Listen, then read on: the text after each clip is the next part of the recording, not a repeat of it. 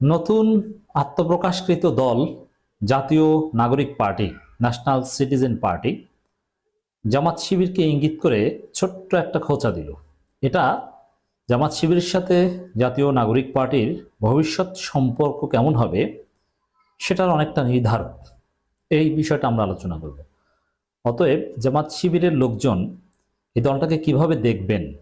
হ্যাঁ, একটা দল, বিএনপি, আওয়ামী লীগ বা বিভিন্ন দল আছে, তাদের সাথে ইন্টার পার্টি একটা রিলেশনশিপ থাকবে, দ্যাটস ডিফারেন্ট। এটা গণতন্ত্রের একটা সৌন্দর্য।